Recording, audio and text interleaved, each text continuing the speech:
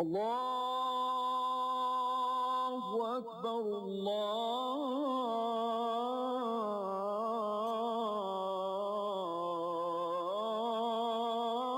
الله أكبر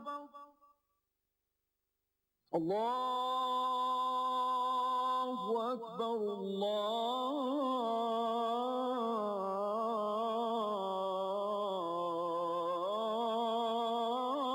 الله أكبر أشهد أن لا إله إلا الله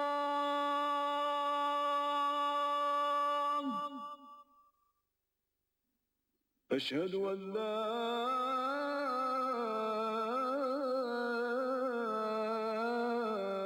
إله إلا الله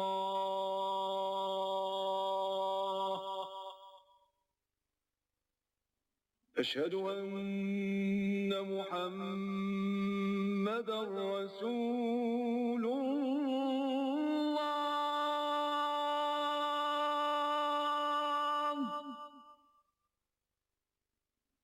أشهد أن محمدا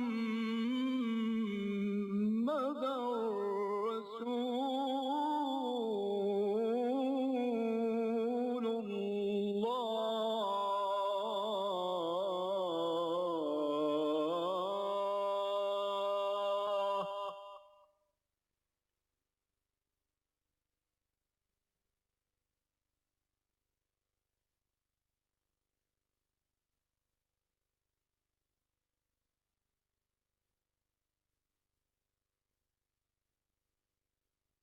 أعوذ بالله من الشيطان الرجيم. بسم الله الرحمن الرحيم.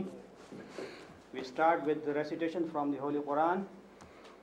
بسم الله الرحمن الرحيم. والعصر إن الإنسان لفي خسر إلا الذين آمنوا وعملوا الصالحات وتواصوا بالحق وتواصوا بالصبر. The translation goes like this: all humans, since there is gender consciousness these days, I'm not translating it as men or women.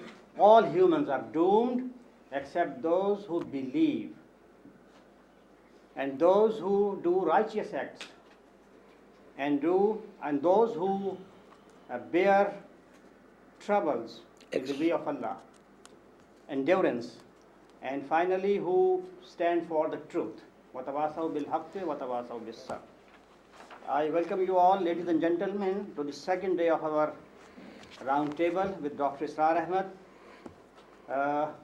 I would like to inform you that this is not the first encounter which Dr. Israr Ahmed is having with Christian and people of other faiths.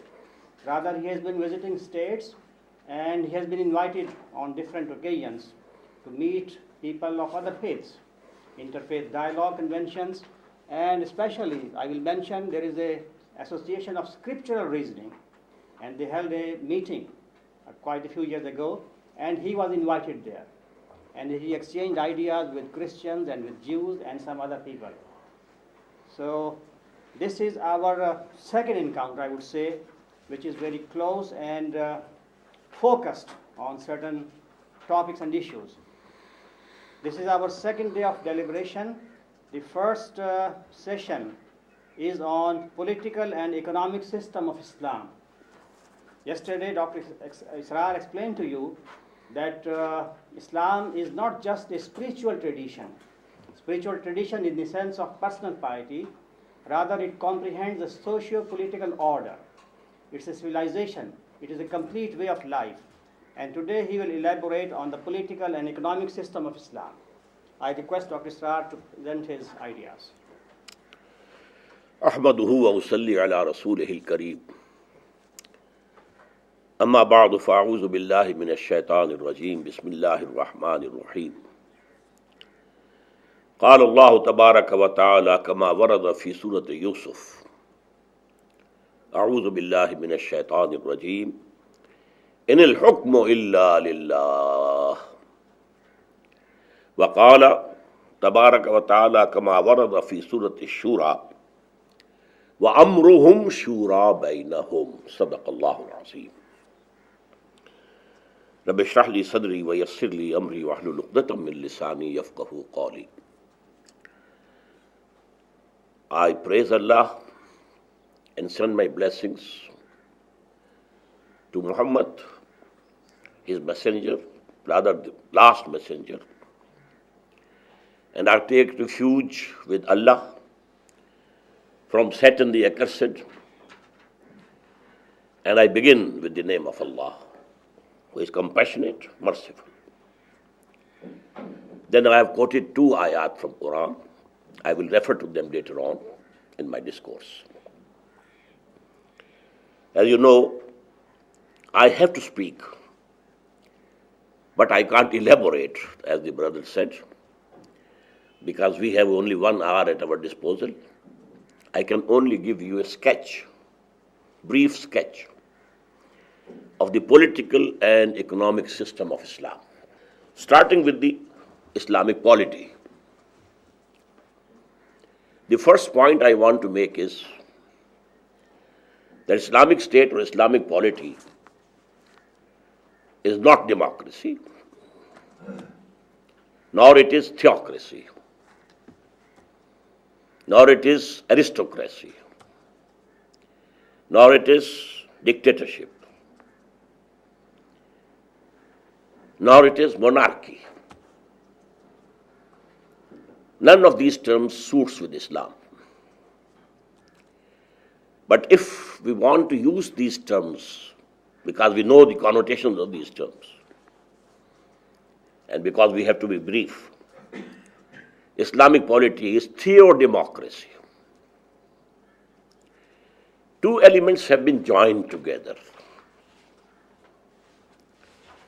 Now, democracy is based on popular sovereignty. Sovereignty in Islam belongs to God, not to any person, any king, any sovereign, any emperor, or to the whole humanity. It is one of the biggest sins in Islam to associate anyone as partner in the sovereignty of God. It is shirk. And this shirk in Islam is unpardonable. He is unique. And that is why, first of all, I quoted the ayah from Surah Yusuf. It is Surah number 12 and ayah number 40. In al-hukmu illa lillah. Sovereignty belongs to Allah alone. There is no sovereign, no ruler, no lawgiver except Allah. And this subject has been repeated in the Quran so many times. We find in Surah Bani Israel, Surah 17, Ayah 111. وَلَمْ يَكُنْ لَهُ شَرِيكٌ فِي الْمُلْكِ. There has been no partner with him in sovereignty.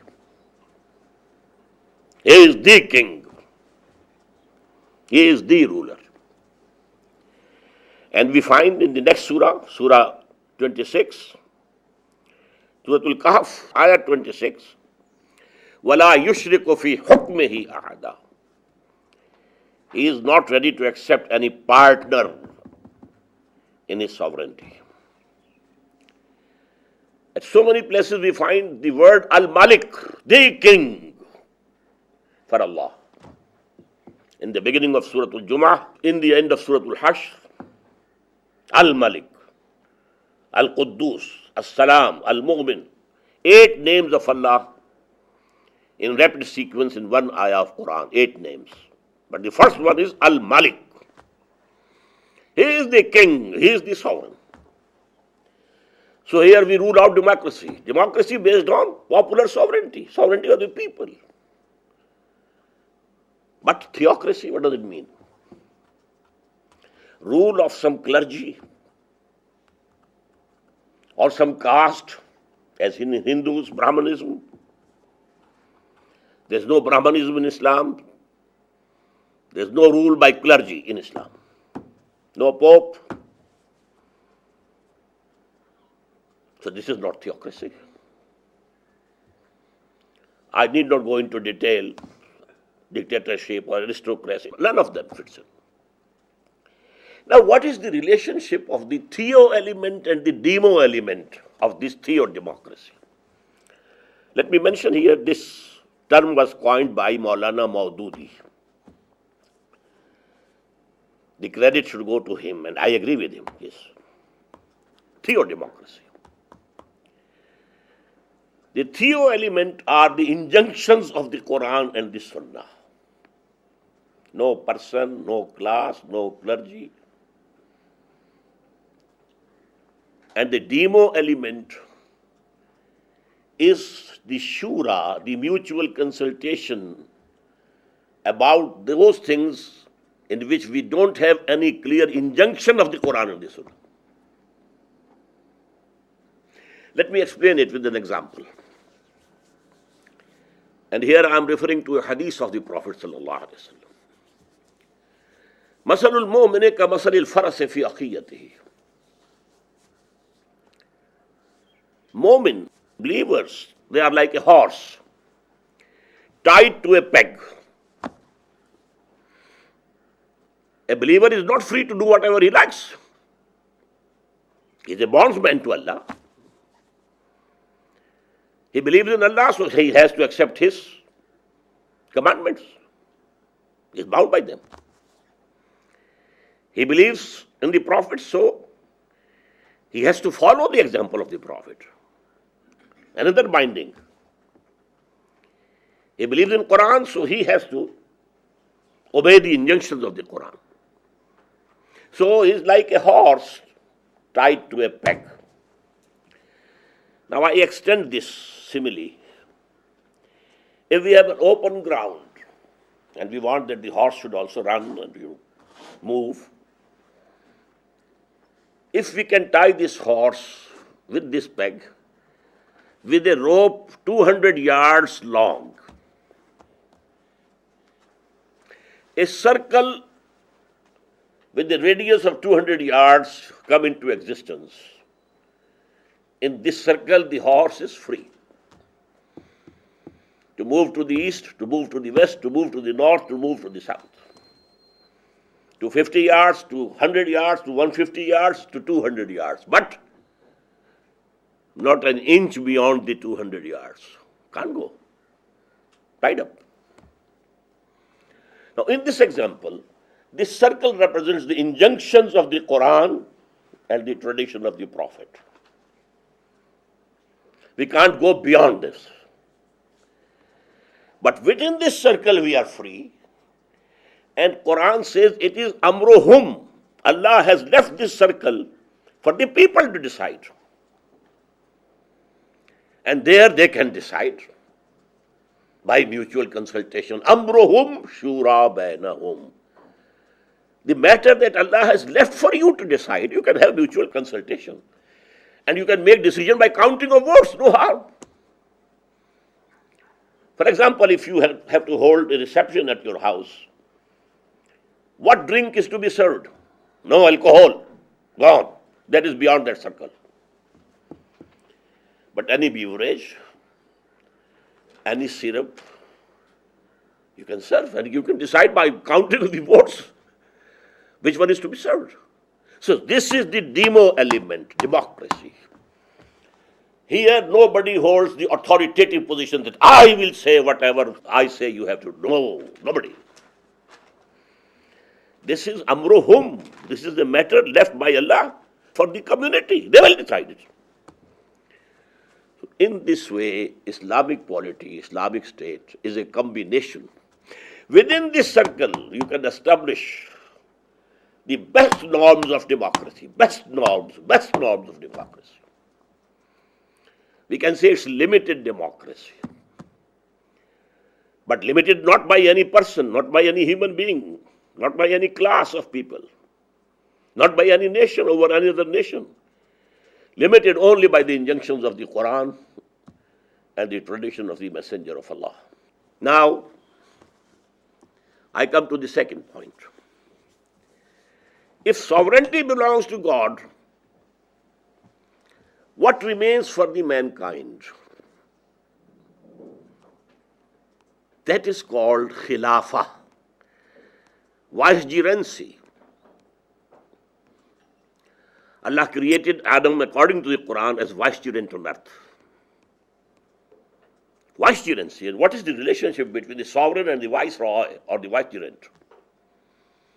We have our experience. And brother Markham must be knowing it. We were subjects to the Britishers. The sovereign was there, the king or the queen of England. We had a viceroy in Delhi. What was the relationship? Whatever instructions are coming from His Majesty's government or Her Majesty's government, they have to be implemented as such. The viceroy can't change them. But where there is no clear instruction from His or Her Majesty's government, the viceroy has to look to the local conditions, use his best judgment.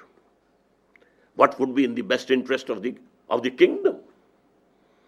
And he can take a step. So this is the relationship of man with Allah. فَإِمَّا يَاتِيَنَّكُم مِّنِّي هُدًى. Whenever some guidance comes to you from me, you have to obey them. But wherever there is no clear injunction, it's your matter, you decide by mutual consultation, and you are a vicegerent of Allah. Now let me give you a brief history of this vicegerency. Till such time that the institution of prophethood was continuing, this vicegerency was personal. The prophet was the vicegerent of Allah, because he had the connection with the sovereign. The wahi, the revelation was coming to him. He was the recipient of the orders, divine orders, instructions from the sovereign. So it was a personal vicegerency. And let me give you an example about Dawood alayhi salam. Quran says, Ya Dawood, inna ja'alnaka khalifatan fil ard. O David, we have made you the vicegerent on earth. Till Muhammad sallallahu alayhi wa sallam, this institution of caliphate, vicegerency, was personal. Muhammad was Khalifa of Allah. Although this word is not used for Muhammad, his position that he was a messenger is so profound that no other position can be ascribed to him, but he was the Khalifa. Who was the ruler at Medina? And in his last days, who was the ruler over the Arabian Peninsula? Muhammad. He was getting instructions from Allah. But after the death of Muhammad sallallahu alaihi wasallam and the end of the chain of prophets and messengers, now this has become a collective institution. Just as monarchy, sovereignty of Pharaoh, sovereignty of a king, and the divine rights of the kings, now it is popular sovereignty, not personal. Except for the king in England, only a token, maybe a decoration piece and nothing else. Same case in Japan. But sovereignty is to the people, collective. But for the first time in human history, this republican type of government, people having that authority, was the collective caliphate of the Muslims. Now the caliph, the viceroy, the vicegerent, was to be elected through mutual consultation. But I am talking about only the pious caliphate of Abu Bakr, Umar, Ali and Usman. Later on it turned into monarchy, kingship. Although that kingship was also bound by the laws of Allah, But now it was a dynasty going on, whether they were the Umayyads or the Abbasids or the Ottomans, it was a dynasty. Not appointment of a caliph through popular consultation. Now this is the vicegerency. Now the third point is, we have to derive the fundamentals and principles of Islamic State, a modern Islamic State, from the Quran, the tradition of the Prophet, the example of the pious caliphs. But exact replica of the pious caliphate cannot be established again in this world, due to three things. That period of pious caliphate was an appendix to the prophethood of Muhammad sallallahu alaihi wasallam. Continuation. Number two, the purification of the selves of the companions that had been done and achieved by Muhammad was to such a level that we could never fear any selfishness, self-interest from those people who had been trained and purified by Muhammad. We can't expect this level of piety and selflessness now. Number three, that was a tribal society. For mutual consultation, there was no need of taking the opinion of every person. The chiefs of the tribes, the head of the families, if they consulted with each other, the object of consultation, mutual consultation, was fulfilled. That is not the case today. It's not a tribal society, mostly. Somewhere in the corners of the world, there might be tribal system. We have it in our Balochistan and so on. But generally, it has gone. So now we have to derive the principles of Islamic State from the example of the pious caliphate, the four caliphs, and fundamentals from Quran and Sunnah. But we have to take and borrow the institutions that have been developed by the West. What mode of mutual consultation? You know, Abu Bakr said, I am accountable before you. If I go wrong, you disobey me and correct me, rectify me. I am no dictator, I am no ruler, I am not infallible. I can commit an error and then you have to rectify me. But how to rectify? Who will rectify you? There was no institution. Just for example, the impeachment of the President of America, institution. There were no this type of institution over there. The same thing was said by Umar, radiallahu anhu. If I take the right path, you have to obey me. If I go on the wrong, you have to rectify me. What will you do then? A Bedouin stood up, he took out his sword. We shall rectify you with this. And he said, thank God that I am not leading the dumb people. Dumb or deaf, no. So, institutions we have to borrow from the West. Just as this light, not invented by a Muslim. We are using it. This loudspeaker, not invented by any Muslim. We are using it. In the same way, institutions we have to borrow. So we have to have three pillars of the state. Although they say that there is a fourth pillar also. We have to have a legislature. We have to have a legislature an executive and a judiciary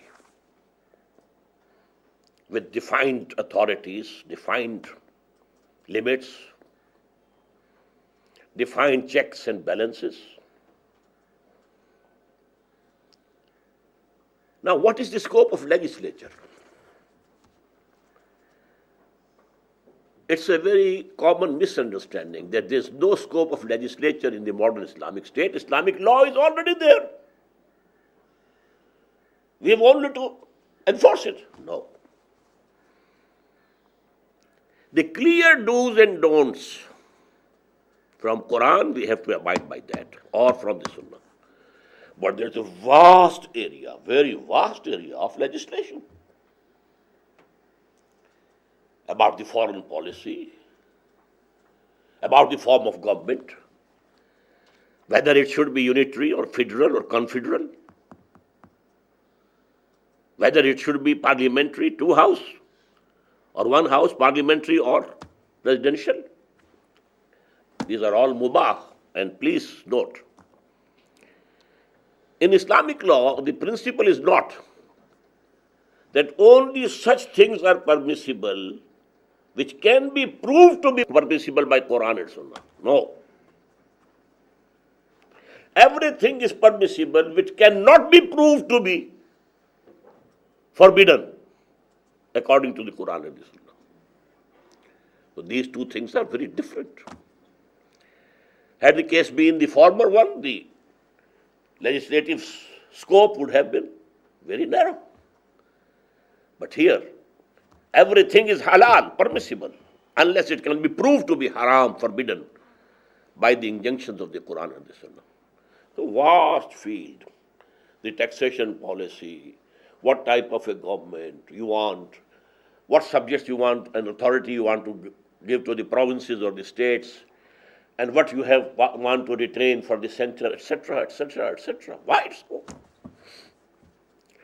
And now framing these laws now by the legislature is called ijtihad.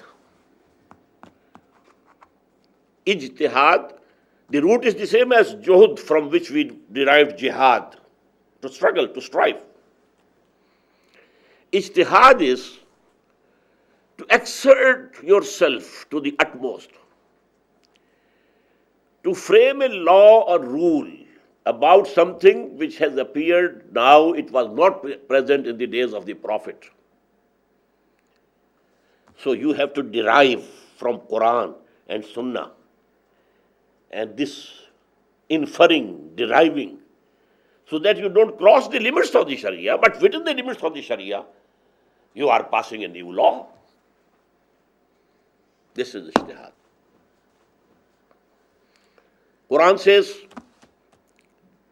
Ya ayyuhalladhina amanu ati'u Allah wa ati'u Rasul wa ulil amri minkum. This is the 5th surah, ayah 59.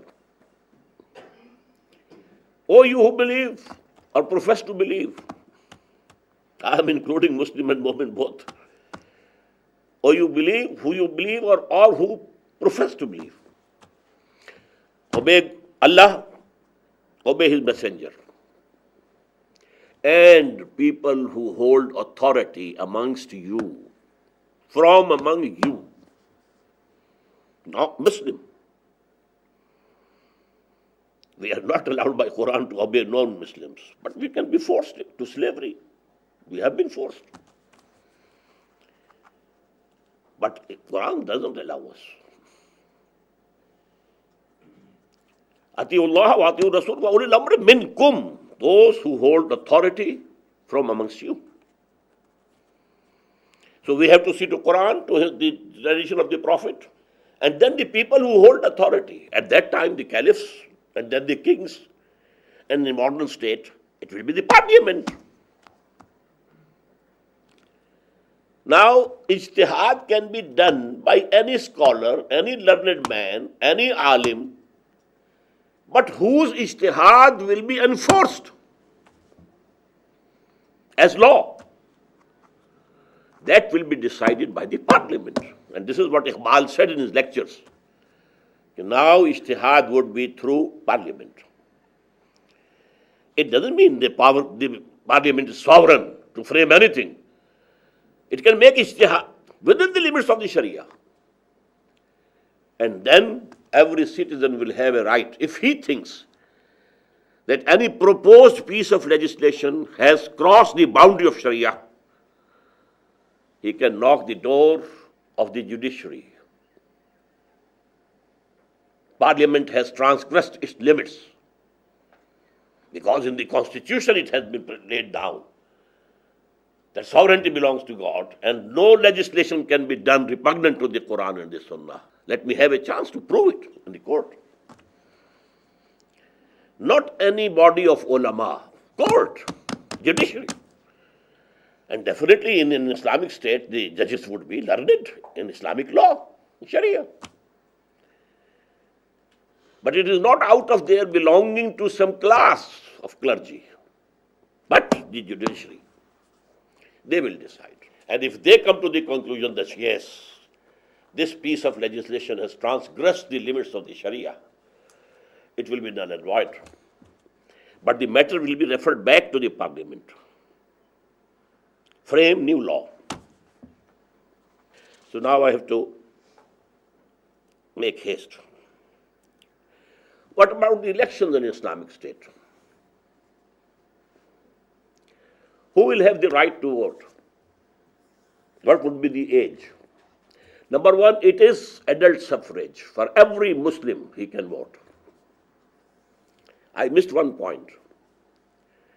The caliphate, collective caliphate, is the caliphate of the Muslims, not of the non-Muslims. Someone who doesn't accept God as his Lord and his ruler, he forfeits his right of vicegerency. So Maulana Maududi used the term popular vicegerency, and here I disagree with him. It is not the popular vicegerency. Popular means all the people living in that state, irrespective of their religion, anything. No, this will be the caliphate of the Muslims, Khalifatul Muslimin. Just as the parliament members in the democracy, all the citizens are sovereign, but they delegate their sovereignty to the person whom they are voting for. And now those people are sitting in the parliament and exercising the right of sovereignty, framing laws. In the same one, every Muslim living in that Islamic state, by his vote, he delegates his vicegerency to the persons who are sitting in the shura or the parliament. But they will be Muslims only. This is the bitter thing and very unpalatable for present civilization, the present Western civilization. I'm coming to that. So now election can be, by mutual consultation, we can fix the age. But all Muslims, men and women, will have the right of vote. Age can be fixed by mutual consultation. Amruhum shura bainahum. And as regards the candidates who come forward, I think his age should be fixed at 40, at least. Because in one ayah, number 15 of Surah Al-Ahqaf, Allah Ta'ala has fixed the age of 40 for psychological maturity of human beings. And then he has to pass through screening. What is his character? In Islamic state and in the court, no Muslim can appear as a witness unless he is screened. What's your character? What your neighbors say about you? How have you accumulated this wealth? Can you justify? So very thorough screening of those who come forward to fight the election. This is the only distinction. Otherwise, all Muslim males and females are eligible to vote. Now coming to non-Muslims. Yesterday, more than one brother said that you have spoken frankly. So I have to be frank again. Non-Muslims in an Islamic state are not full citizens of that state, because this is an ideological state. It's not a nation state that people living in some geographical area, they are all equal citizens, irrespective of their faith, religion, creed, whatsoever. It is not the case with the Islamic State. Only who believe or profess to believe, only who are Muslims. I told yesterday that the basic of Islamic State and Islamic society is Islam, not Iman. Now, what are their rights? They are free to practice any religion, believe anything they like. One God, 100 gods, goddesses, gods. They are free to worship anything, any person, any deity they like. They will have their personal law absolutely independent and free. They will practice their own personal law. The places of their worship, I said yesterday also, will be protected more than the mosques. They are sacred. They will be free to do business, to enter services, and if they like, even army. But they are not bound for military service. All Muslims will be bound for that. Whenever they are required, it will be a people's army, just like China and Israel. People will be working, but they are all soldiers, and they are called, and they take the part in the defense of the country or whatsoever it is. They are free to preach their dogma, their religion, their beliefs to their people and their children and their next generation. They can have schools for them only, not the Muslims.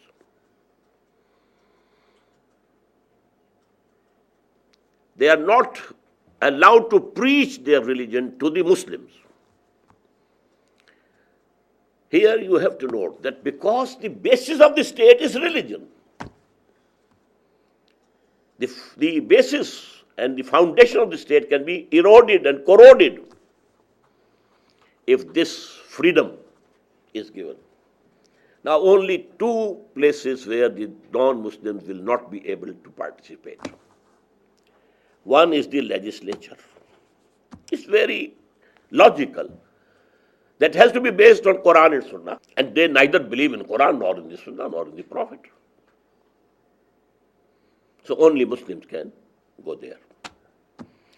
The non-Muslims can have their own parliament, consultation body, to fight for their rights, to represent themselves. Oh, okay. But the legislature has to be of Muslims. Number two, the highest positions where the policy is framed of the state. Non-Muslims will not be included there because the basic policy of Islamic State is to propagate Islam throughout the world. Try to establish Islam as a political, socio-economic system over the whole of the globe. That has to be the basic policy of an Islamic State. And it's clear that no non-Muslim will be contributing to this. So these are the only two places. Otherwise, they are free. And then they have to pay tax. Muslims will be paying zakat, an obligatory tax, obligatory charity, 2.5% of all your belongings.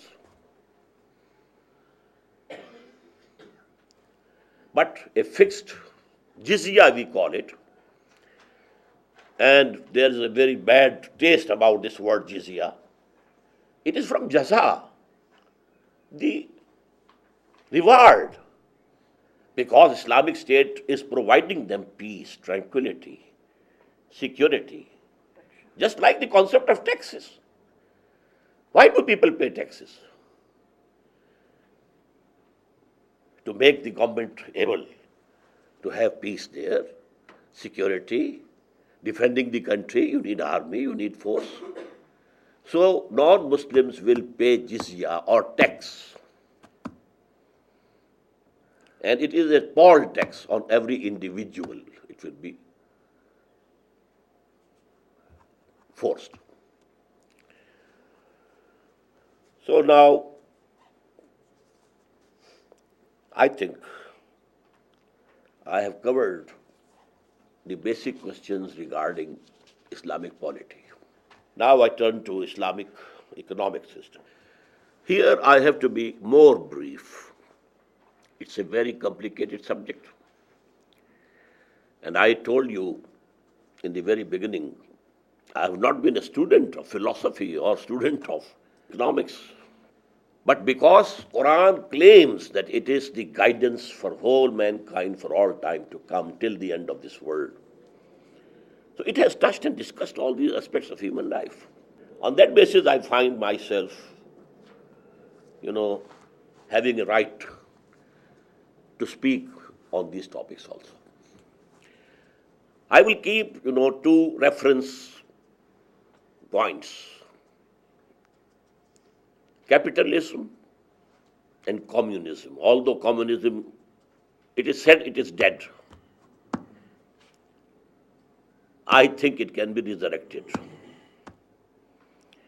It was a reaction to capitalism. And now the capitalism is going much farther, much farther, much farther.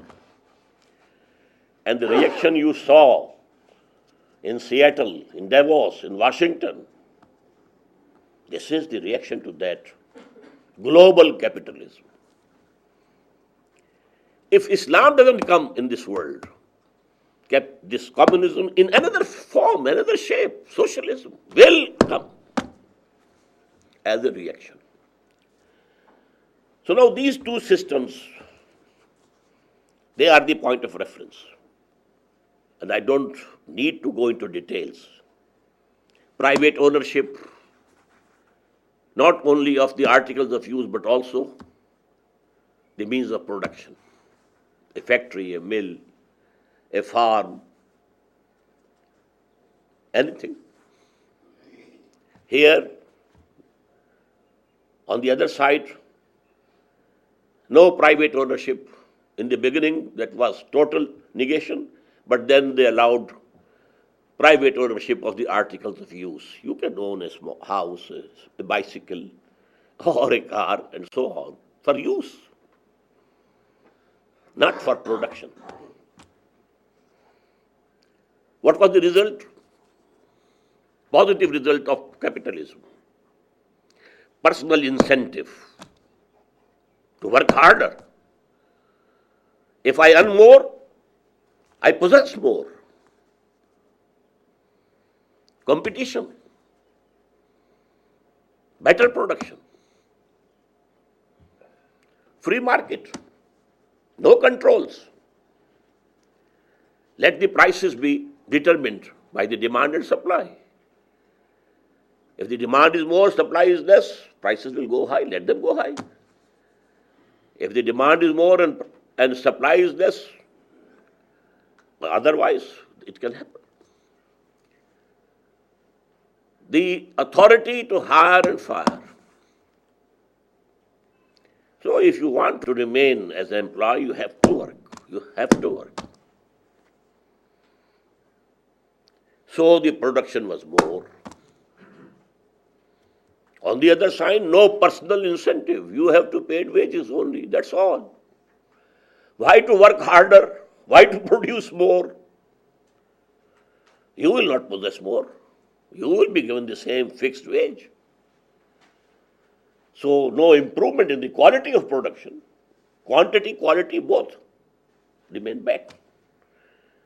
And that was the fall of communism, the cause of the fall of communism.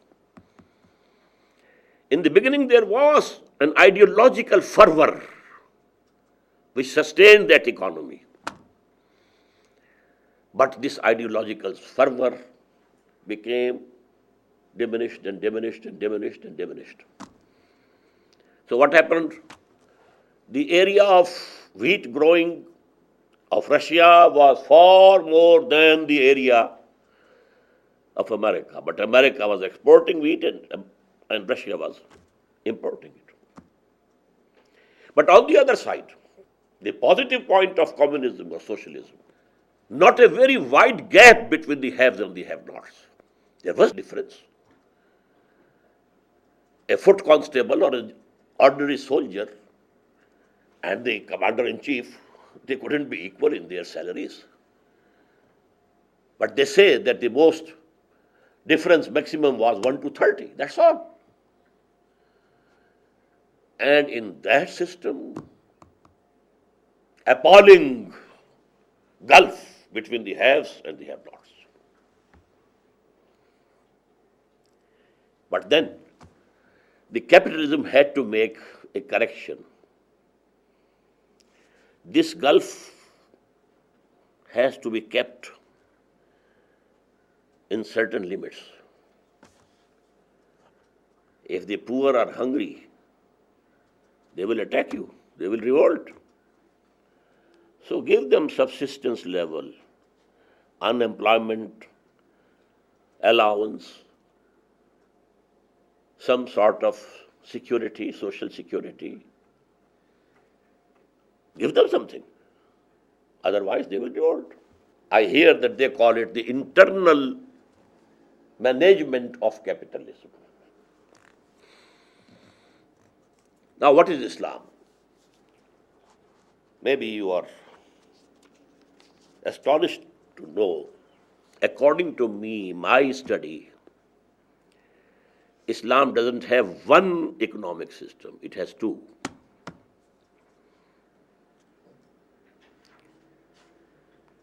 One economic system at the height of spirituality, deep faith, and height of spirituality. The system is something else. At the legal level, at the common people level, the system is something else.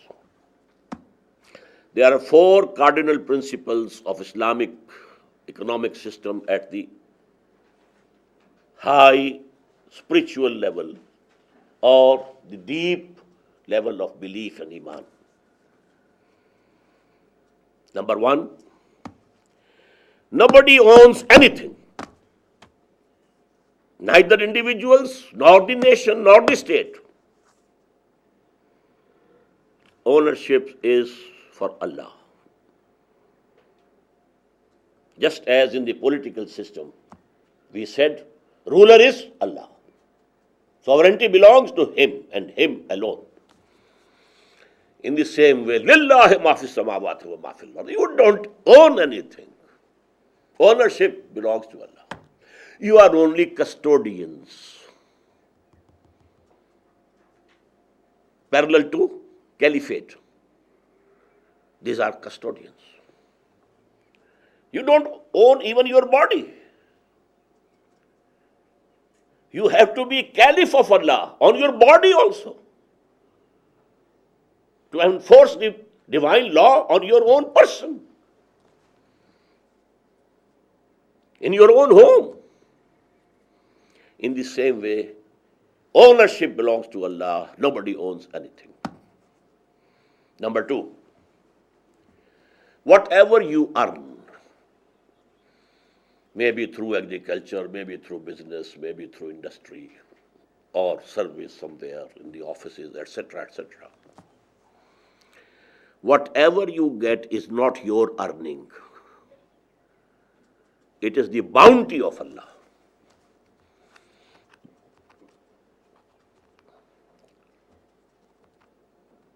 You know, if you have hired a person for working as a laborer, and you say, I will pay you $20 in the evening. You have to work for 8 hours here. Now, if you find that the person has worked very hard, in a very responsible way, he didn't need any supervision to work. He was working out of his own responsibility. So in the evening, you give him $20 plus 5 more. This is fadl. He couldn't demand it. It is not his earning. He could demand only $20. The extra 5 are fadl in the terminology of Quran. Surplus. So whatever you get in this world is fadl of Allah, not your earning. The word of earning is Quran uses for whether you are earning virtues, good deeds for the reward in the hereafter, or you are earning bad deeds resulting in punishment in the hereafter. These are the earnings. Laha ma kasabat wa alayha maktasabat. Kasb, to earn, mostly, except only in one place in Quran that is used for earning also. Earning materially. Now the first principle, nobody owns anything, neither individuals nor the state. Everything belongs to God. Whatever you get in this world is the bounty of Allah, not the result of your labor. Number 3, out of this which you have been given, your right is only limited to your needs.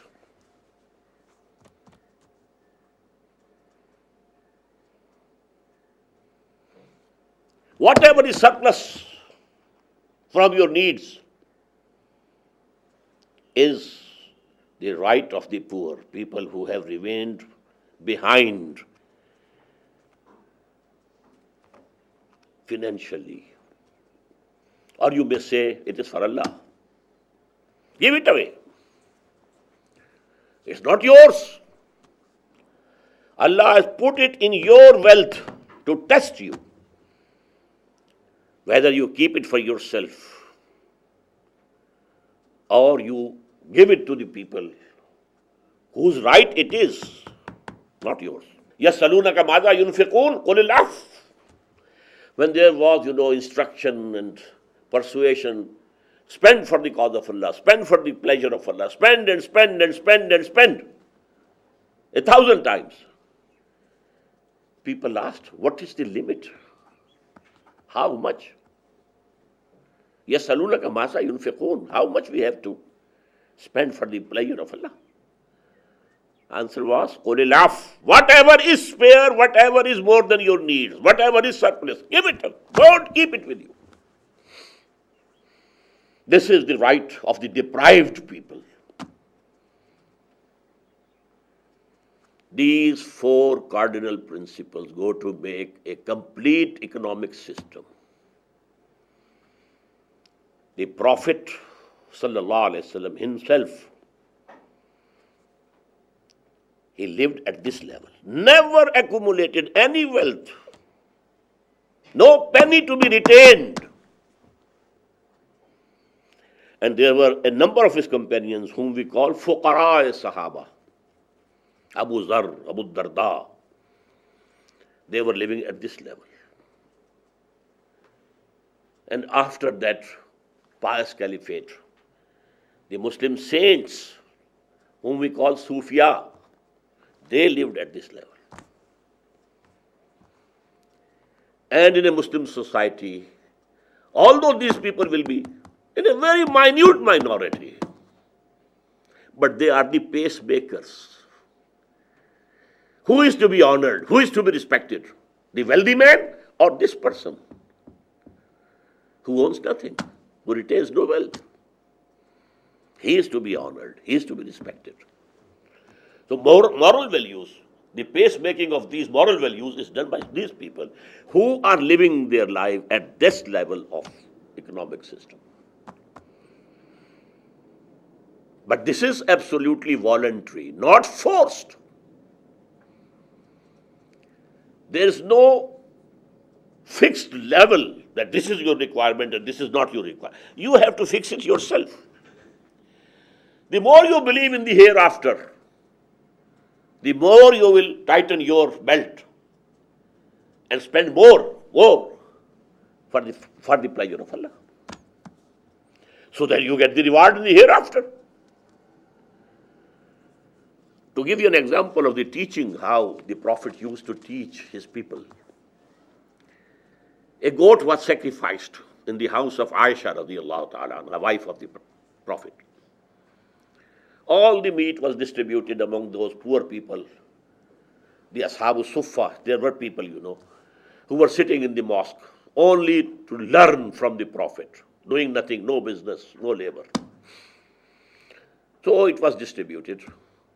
She only kept one shoulder, because this meat of the shoulder was liked by the Prophet. He retained. When the Prophet came, he asked, what remained of that goat? He answered, nothing but a shoulder. He said, no, whole of the goat has been saved, except this shoulder which we will consume. What we have given, it is saved forever. Just as Jesus said, don't collect in this world where there is fear of theft, where things, are destroyed. Why not gather everything in the hereafter? There's not going to be any theft there, no loss. Why do you deposit in the banks over here? Why not deposit in the divine bank of the hereafter? So this is voluntary. And that is the beauty of it, not forced. It's not legal. Legal things are forced. Now I come to the second legal system, legal economic system of Islam. It is controlled and internally managed capitalism. Private ownership is allowed. You can have a shop, you can have a factory, you can have a farm. In a limited sense, it is your property, but it is actually its divine trust with you, sacred trust.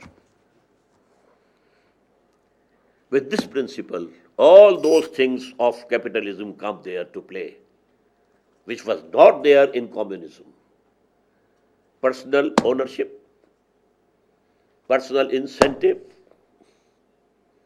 competition. Try to improve your product. You have to compete in the market. Try to lessen the price. You have to compete in the market. All these cardinal principles of capitalism, by virtue of which capitalism triumphed and succeeded, and Fukuyama boasted, this is the end of history. It is proved that this system of ours, based on liberal democracy and capitalistic economy, is the best. There's no rival. Man has reached the pinnacle, the climax. There's nothing else who can come and confront our system. But Islam has done two master strokes by which capital will play a role in the economy, but it will not go beyond certain limits to become an overall controller of the economy. Chaining this genie of capital. H.G. Wells has mentioned in his part in the short history of the world on Roman Empire that the concept of currency came only in the Roman Empire for the first time. And man didn't know what type of, chains he has attached it to himself and bound by those chains through this currency. Before that, it was all barter system. One is working in the field, he has grown wheat. Other one is sitting, and weaving cloth. You exchange the cloth for the wheat, that's all. There can be no hoarding. There can be no manipulating of the market. Nothing. Simple. But when currency came, this much of gold is equal to so many mounds, kilograms, 1,000 kilograms of wheat. This much. Or this much gold is equal to 1,000 yards of this cloth. Now this is the key. You keep that gold in your, and then you can manipulate. Prices going high, prices coming low. So Islam has changed this genie of capital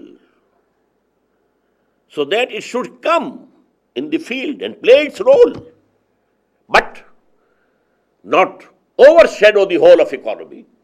Number one, no interest whatsoever.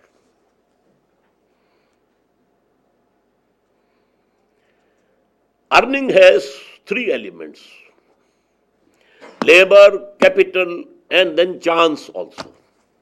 The same amount of labor and capital earns some amount of profit at one time, and the same amount of labor and capital may earn different amount at different time. But in principle, capital earning capital, haram. Except a few cases I will let you know. Basic proposition is capital with labor. This is the rightful earning.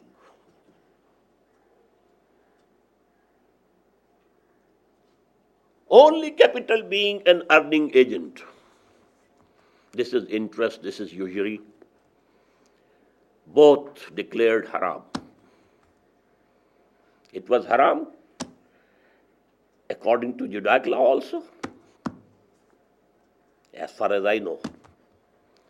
And it is haram in the Sharia of Muhammad sallallahu alaihi wasallam. Now the exceptions are only if you build a house, you can rent it out. Here also you are not working, but you are earning due to your capital. But this capital is fixed. If you give 10 million pounds or dollars to a person who is working, maybe he earns and it becomes 15 millions. Maybe he loses and he has now only 8 million with him. So that is different and this is different. Here it is a stationary, solid form of capital. It is not going to increase or decrease that way. Because you have lived here for 1 month, you have to give some reward for that. This is permissible. Ijara. In the same way, if somebody has some capital, some money, but he cannot do any business himself, either he is sick or ill or old, or he doesn't have that faculty, he gives this money to anybody. You do the business. This is called muzarabah in Islam. But in this proposition, if there is a loss, it will be borne by the man who possesses the capital, not by the worker. If there is some gain, then it can be shared. The risk is to the capital, not to the labor. Another form could be, and that is the normal form, you join together and you pool your money, your capital, and you are doing business, okay. But you give your money to someone, he is working, and you say, I don't know whether you gain or you lose. I must get the pound of my flesh, I have to get it, the pound of the flesh. I have to have 10%, 15%, 16%. That is my right. You might have lost, you might have gained. There are other means also by which Islam has chained this capital, this genie of capital. There should be investment, there should be working with the capital, but not on interest. And interest of both types, usury as well as business and commercial interest, yes. Number two, gambling forbidden. Here you earn or lose only due to chance. No. Earn by labor. And this thing now, as you know, has become the greatest thing in the whole world. Speculation, taking the market up and drowning it to the bottom. The capitalist can play due to speculation. Then there can be no trading. Either cash, give the price, take the material. Or if it is for future, you have to pay the total value in the first instance. By salam it is called. If you have made an agreement that in next wheat season, you will provide me 1,000 mounds or 1,000 kilograms of wheat at this rate. Now calculate the total value and give the total value now. Then only you are entitled to get those 1,000 kilograms of wheat at that time. Not after paying 10% or 5% or 10% and then the deal is done. No. By this, I will again use the word master stroke. Over trading is stopped. You do the trading within your limits, whatever capital you have. Over trading. The capital going far out. So these are some of the measures. The most important, riba. There is nothing more haram and more forbidden and more disliked in Islam than interest. Allah says, if you don't give it up, then listen, there is an ultimatum from Allah and His Messenger against you. Allah will go to war against you. In the belief, shirk, to assign some partner to Allah. And in actions, this riba, interest, the worst things, according to the Islamic Sharia. Now, what is the internal management? Institution of zakah. And here is a fixed line. If you own 7 tolas, I think it will become 3 or 4 ounces. If somebody can correct me. You are above this line. This poverty line, had been fixed. 52 tolas of silver, 7 tolas of gold. If you have, you are a donor. If you don't have, you are a recipient. This zakah is to be taken from you legally, forcibly. And the first caliph of Islam, Abu Bakr, fought against those people who refused to pay this zakah. That is one of the pillars of Islam. I talked about the pillars of Islam yesterday. The Shahada, the 5 prayers, the zakah, obligatory charity, and the Sawm, fasting, and Hajj. This is one of the pillars. Although he was advised, don't declare war against them. We are going to war against those people who have claimed the false prophets, who have stood up and we are also prophets. And also, the war started with the Romans. So don't open a third front. He said, no, I have to do it. So this zakah,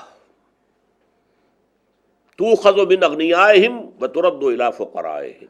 It is taken, extracted out of the rich, and the rich are those who are above this line. And they are returned and given to those who are poor. But the poor is not the one who has nothing to eat, but the one who doesn't have 52 tolas of silver and 7 tolas of gold.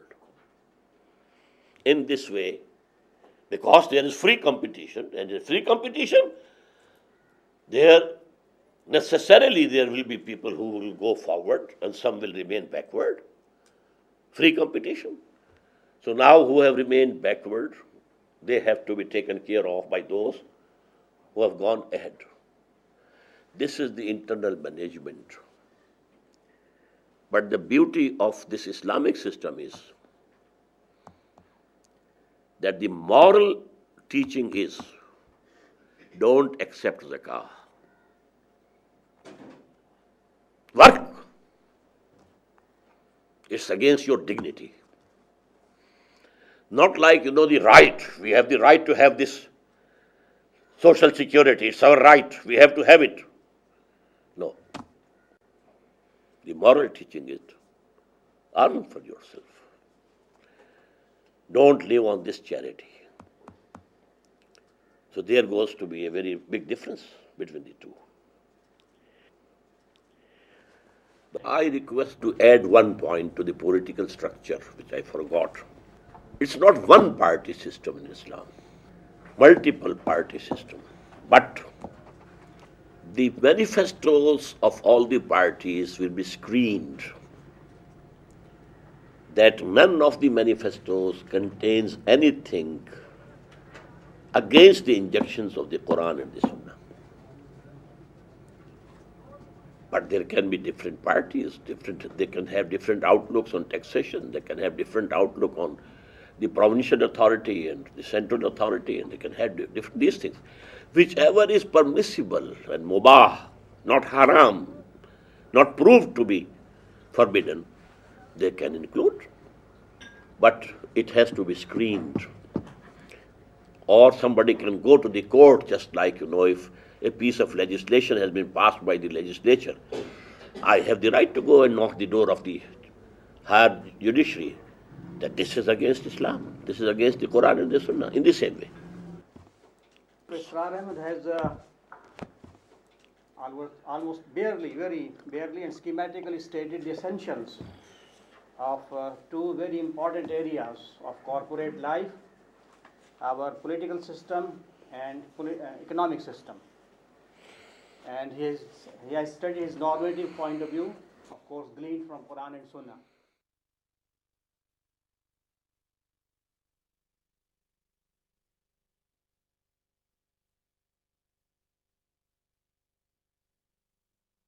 Bismillah ar-Rahman ar-Rahim. We have heard Dr. Israr Ahmed's presentation on two very sensitive issues, the political system of Islam and the economic system of Islam. The two areas are very sensitive. One of us has his own sensibilities, coming from different cultures, of course, different mindset. We may have different ideas, but Dr. Israr Ahmed is essentially representing Quran and Hadith. That is his normative point of view. Now, for interaction, I would first request Dr. Norton. I have listened attentively to what you've said, and I feel obligated as a proud Jew, let me say, who believes in Judaism, but perhaps even more importantly, as an open-minded and I hope compassionate human being, and as an advocate of democracy, I really feel that I must make a brief, respectful, but also frank comment that you may answer if you wish. Now, for much of my life in my teaching, writing, and human rights activity, I have struggled against the Jewish exclusivity of the State of Israel, made so by its Zionist character. As a number of great Jewish thinkers have argued in the past, and do argue today, this exclusivity is in opposition to basic human values in Judaism. This state incorrectly presumes to speak for all the Jews of the world. The state is an exclusivist one because it grants rights and privileges by law to Jews, not granted to non-Jews. The state has also oppressed the indigenous Palestinian population in order to maintain itself as a Zionist state. Here is the heart center of the Palestinian-Israeli conflict. As I already stated, I have opposed and do oppose the exclusivist state of Israel, just as I oppose other types of exclusivist states based upon race, color, and or religion. I have witnessed in the past decade especially growing numbers of Jews who, although still a minority, agree with the position that I have. This minority includes both religious and secular Jews. The religious Jews, by the way, believe that today the Torah is valid, alive, and is correctly the Word of God, just as you believe the same for the Quran. They, by the way, would be surprised, as frankly was I, if they heard or read some of your interpretations of Judaism that they consider to be factually incorrect, such as your comments yesterday about Torah following the destruction of the first temple in 586 before the Common Era, the meaning of the destruction of Sodom and Gomorrah, and your written comment in this pamphlet about Jews believing they are exempt from punishment by God on the Day of Judgment, which, according to Judaism, is not correct. The Jews, religious and secular, who believe, as do I, about exclusivist states, obviously reject your advocacy of an Islamic state in Israel or anywhere else in which non-Jews and others do not have all the same human rights, including all of the political rights, that includes the right to vote as well, as do Muslims. Those Jews who believe in Zionism and support the Jewish exclusivist state, they also, of course, certainly reject your idea that could, if your advocacy prevails totally at any time in the future, could result at some point in an Islamic state in all of historic Palestine, which encompasses the present state of Israel. Presently, then, 5.2 million Jews reside in Israel. Not many, if any, Israeli Jews would accept your advocacy of Islamic State. In the late 1970s, at a meeting in London organized by the Organization of the Islamic Conference, to which I was invited as a panelist, I said this to the Palestinian Islamic theologian Ismail al-Farouqi, who advocated an Islamic State for the whole Middle East, including Palestine, Israel. He answered that the only three choices for Jews in Palestine would be to leave, to accept the Islamic State, or to stay, fight, and then be expelled or killed. Now, before asking you to state if you would answer likewise, I wish to point out briefly, in addition, that an American scholar from Harvard, as you probably know, Samuel Huntington, espoused a theory a few years ago that there was a clash of civilizations between the West and Islam. Some other scholars agree with this theory. Some, like myself, argue that this theory is incorrect. Key advisors to President George W. Bush believe and advocate this theory. What you have said indicates to me that you believe this theory to be correct, even though you were on the Islamic side of the argument. If I am correct in my assumption, you are, I suggest, actually helping the advocacy of the Bush advisors, even though that is, of course, not your intent. Perhaps you would also comment upon this. Again, I make this comment respectfully but sincerely. Yesterday, you advocated serious debate and dialogue with non-Muslims.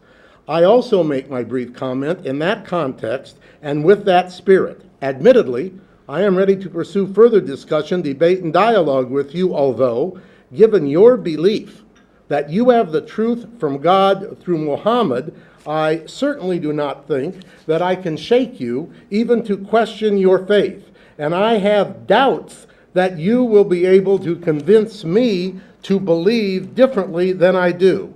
Perhaps then the discussion will be useful only to the extent that we make sure we understand one another's positions and views correctly. Thank you.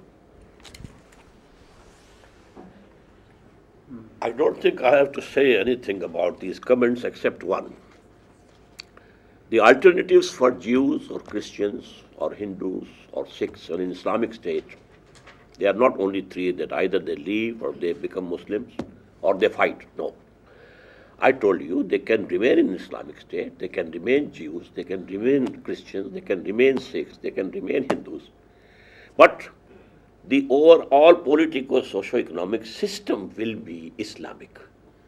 But you have the right to believe anything, you have the right to worship anything in any way you like.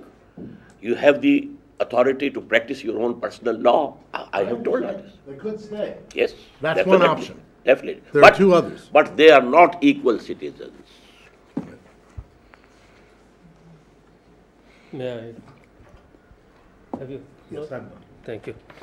I think I have a couple of observations, questions, precisely on issues relating to the minority management in a state envisioned along the lines that you have mentioned. What I'm trying to figure out really is this, that is there, firstly, a critical mass attached or associated with this concept that the majority shall to declare a state, Islamic state, be 51% or 99% or something like that? Is there some such critical mass associated with it? I don't think there is any. Because I want to then proceed from there, because if we take the position of 51-49, we take position of 50.1 and 49.9, I think we are in for a big trouble. And likewise, we are in a big trouble. In fact, at any point, at any stage of this curve, any stage, and I shall try and explain it to you how, that we take a situation of any hypothetical country where you have a certain percentage of people who are so-called minorities. They have a right to live. They have a right to work. They have a right to produce children. They have a right to feed them. And they have a right to tell them, hey, this is your God. They don't have a right to tell the others, this is my God. But the others have a right to tell them, this is my God and this is the God that is the true God, and therefore you better believe in it because that is my purpose and my mission. And now we are, I think, trying to create a different kind of situation here, firstly, that in terms of the cultural and religious identity of people, the so-called freedom really is in name, because the freedom essentially implies co-equality of some kind. Otherwise, it is no freedom, because if there are constraints on freedom, because it's a relationship of a transaction, and if it is not a transactional situation, I think really the persons are constrained. That's one part of the thing. And then I think we take it one by one. Okay, yes, sir. Actually, you are thinking the modern sense of a secular state. What is a secular state? All religions as religions are equal. In theory, at least. Although every state can have some state religion, but no, all are equal. But regarding the collective system, the politico-socio-economic system, there is going to be no say of any religion. This is 100% against Islam. As I described yesterday, Islam is a deen, not a mazhab. It's a system. There can be no two systems coexisting. Islam doesn't believe in that. One has to be superior, the other inferior. The inferior one will become mazhab. That will be a religion. A set of beliefs and set of worship and this, that's all. But the system would be the dominant system. Will be, for example, for America, they want its own system of economy, their own system of liberal democracy, and that's secular democracy, etc., etc. Secondly, this concept of minority and this percentage, 51% or 49%. Actually, Islam as a system can only be established through a revolutionary process. And a revolution is always brought about by a minority. Were the communists in majority in Russia to bring about the Bolshevik revolution? They have an ideology, they present the ideology, it is accepted, and then those people who accept they are integrated, organized, and then they topple the system. So this is actually Islam, if it comes, and I think it is going to come. It is going to be the just world order of Islam.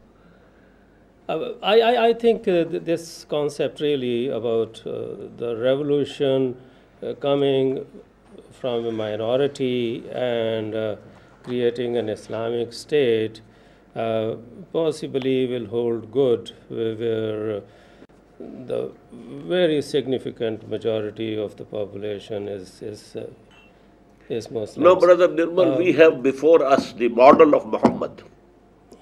He was a single person. He propagated an ideology. He got one by one. Even after 10 years hardest labor, he didn't have more than 125 people with him. But then a whole revolution was brought about. So revolution means revolution. It has its own mechanics. Dr. Roger, please. Dr. Ahmed, I'm beginning to understand your line of thought at this point. You are outlining to us an idealized system which you have thought through deeply, and there's one process missing. That process is by which the caliphate becomes how it is created, the process of the creation. It comes about through the jihad. And yet we already know that the jihad in Pakistan has been commercialized by US money. But that's by the by. My main point is that revolution comes about through the overthrow of the state. And we know a great deal about revolution, because whatever revolution has happened in the past has always been determined by the process that the revolution comes about. And you haven't mentioned to us, you haven't discussed that actual process itself. Now, let us look at only very, very briefly one revolution. And that was the Russian Revolution. And the very process that revolution took place undermined it. It was destroyed by the process itself. It was not destroyed, as you said, by the system of lack of incentives. That was a byway. The key thing was that it tried to create a socialism in one country. And Trotsky wrote about that. And the point that I'm making is this. The Western ruling classes took up jihad, in using the modern terms, not their own term, but the Western ruling classes took up jihad against communism and fought it to the death. Because it was only in one country, a big country, a rich country, but in only one country. And the very process that your Islamic State is created has been missed out altogether. And the idealized version that you give us is only an idealized version, and we know from the past that the idealism from which it starts will be undermined by the process itself. Well, I have to make two comments. Number one, the process through which a revolution comes is going to be the topic of my talk tomorrow. So you are ahead of the schedule. Number two, when I was discussing ayah number 59 of the 5th surah, I should have said because the constraint of time was too much. That Quran has not discussed how these people of authority will come up. O you who profess to believe, you have to obey God, His messenger, and the people of authority from amongst yourselves. How they will come up? By mutual consultation. But the process of mutual consultation can be different. As I said, in a tribal society, the chiefs of the tribes, the heads of different houses and dynasties, they sit together and they decide. So Abu Bakr was chosen. In the same way, Abu Bakr appointed Omar, but by consulting the people and having their consent. So these things, they are there, but today we can have a new system, and I said this adult franchise, and all the Muslims will be voting for the Caliph. So I think I had talked about that, but you very rightly pointed to a vacuum in my talk. I would like to follow on the heels of Roger's comments.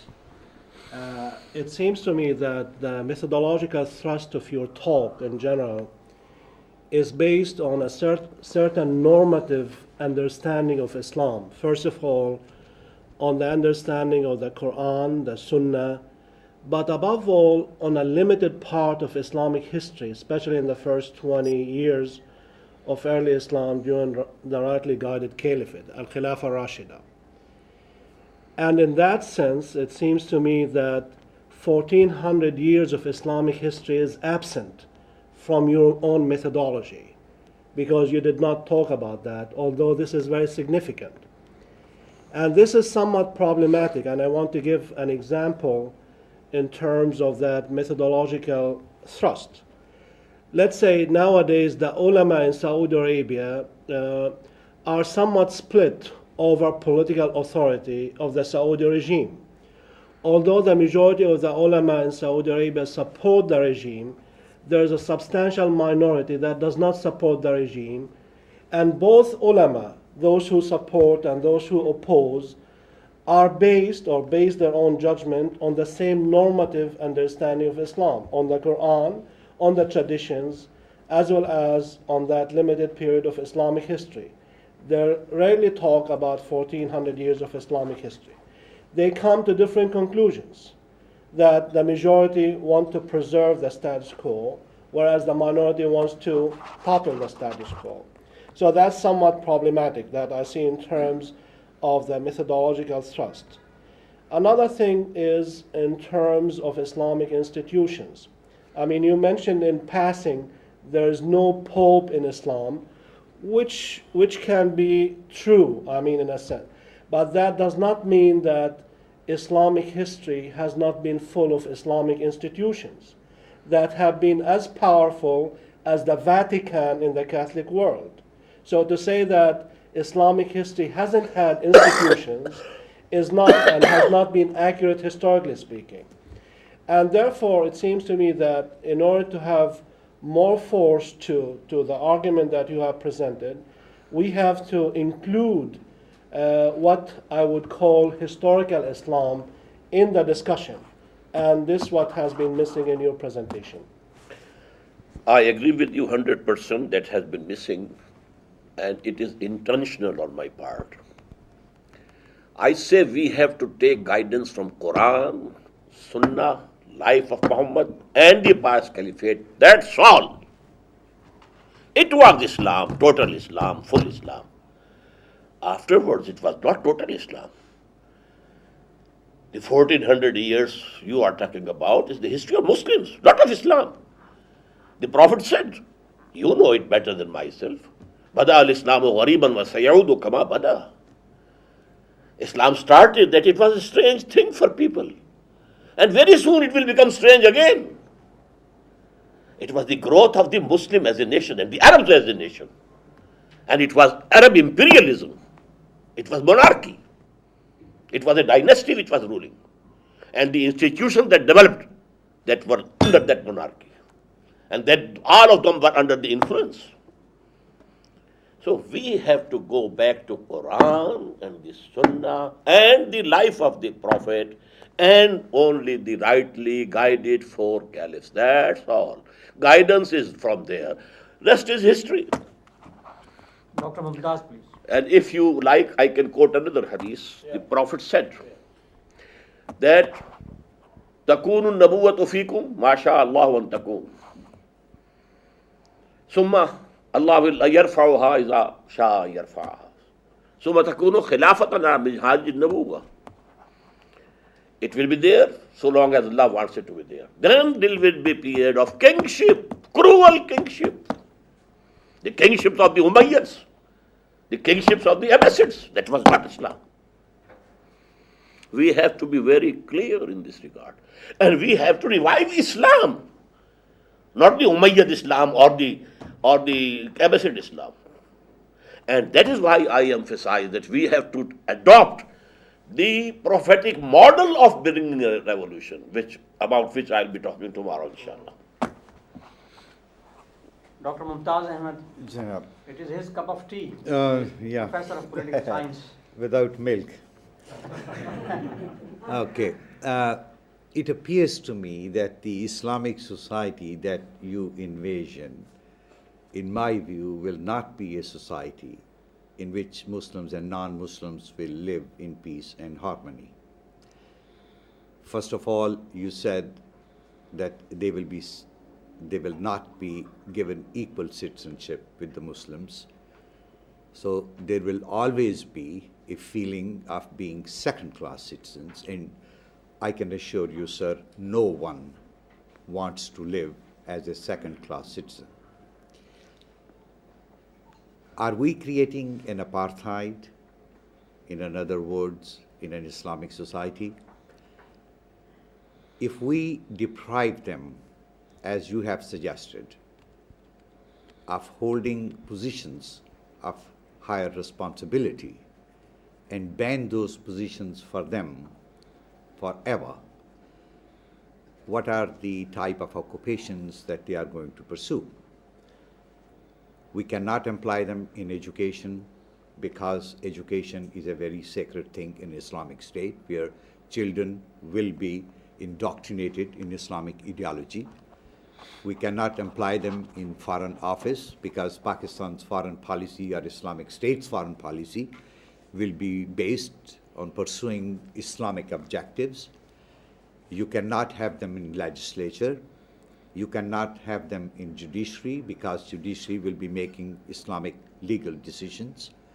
So what are the areas left in which they will operate? My feeling is that we will have an alienated minority, and if we take into consideration the fact that there are large number of Muslim societies where the number of non-Muslims is considerable. I'm thinking of Malaysia, Indonesia, Egypt, Bangladesh. These societies will always be a conflict-ridden, tension-ridden societies, one. Secondly, you said that Quran prohibits Muslims to obey non-Muslim authorities. And that brings me back to my situation in the United States and 5-6 million Muslims who are living in the United States and millions who are living in Europe and 140 million who are living in India. Are we to defy the political authority of the societies in which we are living because they are non-Muslims? These are my comments. Concrete question I have is, you talked about shura, consultation. I have two questions about that. One, what is the concrete shape of shura that you suggest? Secondly, will the decisions made by this shura be based on consensus or on majority decision? Thirdly, will the decisions of shura be binding on the ruler, or they will just be recommendatory, as was the Al-Haq's shura? Now, where to start? Number one, I did admit in the first instance that the non-Muslims in Islamic State are not equal citizens. not full citizens. Whether you like it or not, this is my opinion. An Islamic state, it's an ideological state, it's not a nation state. The professions, they can be doctors, they can be engineers, they can be businessmen, they can be teachers, teaching scientific disciplines. They can be in service.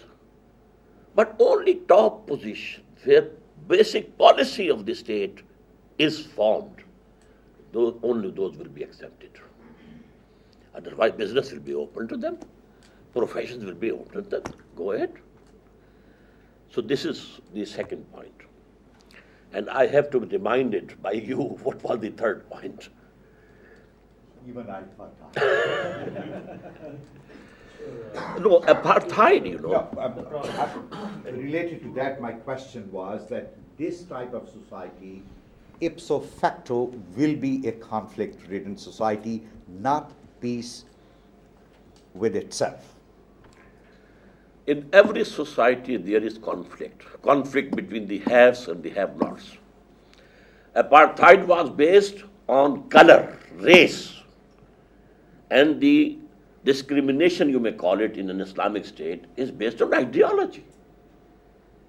Any black person, any person belonging to any other race, any other region of the world can adopt the ideology and he can become the full citizen. But sir, will it matter to me whether I have been discriminated against on the basis of my color or on the basis of my ideology? The fact remains that I have been discriminated. In Islamic state, in all ideological states, there has to be a discrimination on the basis of ideology. Otherwise, it is not an ideological state. Well, then does that not promote conflict?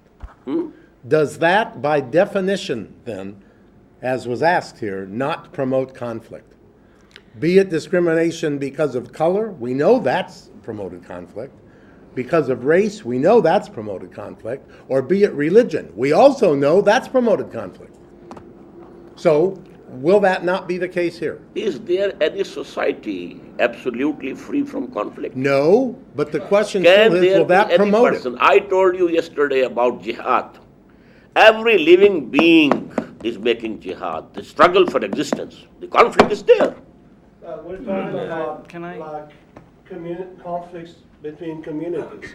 And I think that we have one major recent example in Islamic history, the example of the Sudan. Because the Islamic government of the Sudan, after Bashir came to power in 89, under the influence of Hassan Turabi, wanted to implement Islamic law in the same way that you have been portraying here. And we know that the results have not been successful so far. Because that kind of implementation, in addition to other problems in the Sudan that go back to its own independence in 1954, there had been a major conflict between the Christian animistic South and the North Arab Islamic part of the Sudan. And we know that one of the major results of this conflict has been, in a sense, the weakening of the Islamic front headed by Hassan Turabi and the signing of the agreement only last week between John Karanj and the government of the Sudan. So in a sense, that conflict has seeped away, has destroyed the energies of the Sudan as a state, and the alternative has not been Islamic. What we see now is more coexistence between the Christians in the south and the Muslims in the north. My comment is that Islam in Sudan was coming through majority, not through any revolution. Were the Muslims actually practicing Islam totally? There was a military Did they make any dawah? Yes, it was a military coup, that's all. I told you Islamic state, true Islamic state can be established only through a revolution. Not because. Yeah, he has yet to answer my question on the Shura. That's right. I think he still has 3 questions unanswered. Yes, Shura in a modern Islamic state will be binding. Although parliamentary system is also mubah, permissible, and presidential also. But the presidential system today is nearer to the Islamic system. There is the chief executive and there is the Congress. And the chief executive is having his secretaries and ministers from wherever he likes, not from the Congress or the Senate. Because these two things have to be absolutely separate and distinct from each other. So this will be the case. Legislature will be the shura, and it will be by majority. Only exception is that every citizen will have a right to knock the door of the superior courts, that this has transgressed the limits of the Sharia, because the item in the constitution would be no legislation can be done here at any level repugnant to the Quran and the Sunnah. And the chief executive will be the president. And that is nearer, to Islamic system. Yes, I think. Faris, do you want to come in? My question is related with the previous subject. Now, just let us think that what you've said is totally correct and fits to Islam, Quran and Sunnah. But with thinking the very pragmatic side of it, that now, if you have an Islamic state in Pakistan, I mean, if you will have with Islamic revolution and you will successful, how many people are living here now? I think about 140 million. Yes. And then around, I would say, around 1 billion people are in danger then, Muslims.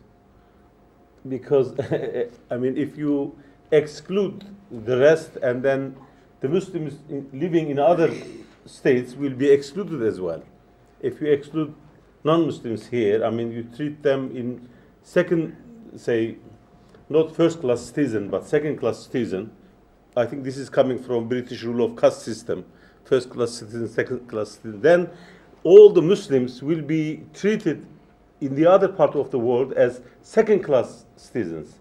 And just very pragmatic way of thinking, I think this is dangerous for the rest of the Muslims. What is your comment on this? Brother, if you think pragmatically, we should bow before George Bush, and here is the safety. Well, if we study Prophet's life, that there is a pragmatic way of approach. Please let me say. But if you believe in something that is true, and your belief is there, you have to go by that. And if the Muslims in the non-Muslim majority countries are treated at par with the non-Muslims in Islamic State, I would be happy. They should have their mazhab. Their mazhab will be protected. And they will be minorities. I tell you, my study is that the Muslims in India have no benefit from this system, from secularism. None. And if they say we are a minority, give us our rights as a minority, they will be far better. My questions, I've got two questions, one theological and one directly related to this. So if I take the latter first, if I take the question about, like Norton, Christianity has a history of wanting to create Christian states.